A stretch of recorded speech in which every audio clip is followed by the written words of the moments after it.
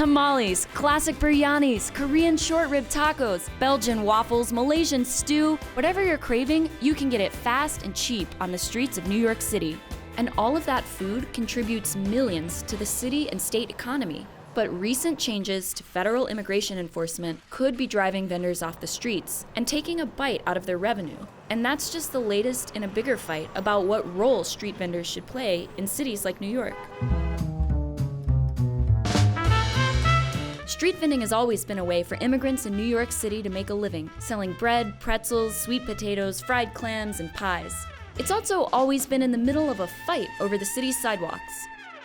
On the one hand, mobile food vendors contribute an estimated $300 million a year and nearly 18,000 jobs to the city's economy.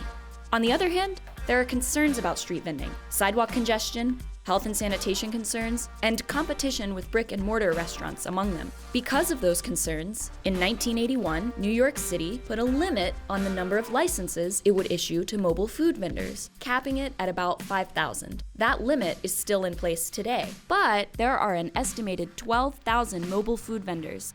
That means most of the city's vendors are operating illegally without the required permit.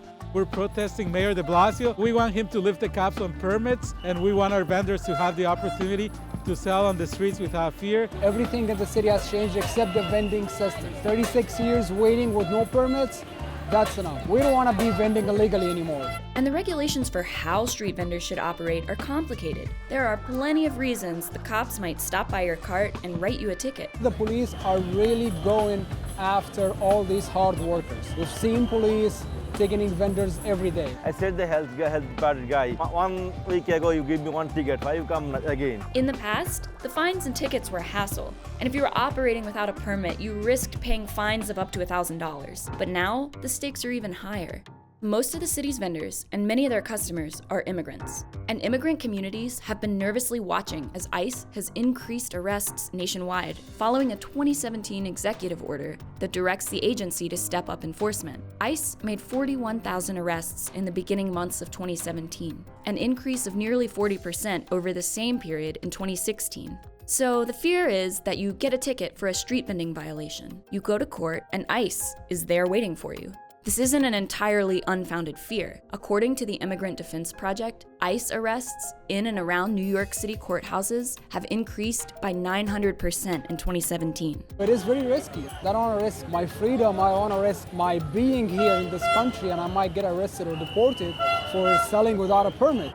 The city is still a tough operating environment, even for vendors who do have a permit. The rules governing where and how they can set up are really complicated and strictly enforced. There's hundreds of rules that vendors have to follow, and they're very, very complicated. And there's nothing major. I mean, they might be 9 feet from the crosswalk instead of 10 feet from the crosswalk, and they'll get a ticket for that. The plaza here is a good example of a lot of the obstacles that vendors face. With the food cart over here, the building owner installed these bicycle racks in between his cart and the curb. And there's a rule in New York City that says all food carts have to be near the curb. So when you have the bike rack there, it's hard for him to be right at the curb, which could be a problem for the regulations. In 2016, the City Council introduced a bill that would have streamlined regulations and lifted the cap on mobile food vending permits. The bill had support among city council members and groups like the Street Vendor Project, but it ultimately didn't make it out of committee. If you just add vendor permits and the current reality continues, it's not going to help anyone. We've got to come up with a whole new vision here. Street vending advocates see recognizing the vendors as small businesses as a solution. So I think that if the city really saw vendors as legitimate small businesses, they would find ways to encourage their growth. And once they do that, then vendors will be seen as positive contributors to New York City. And once they sort of get that respect, I think the harassment that they experience will decrease because they'll be part of the city's infrastructure.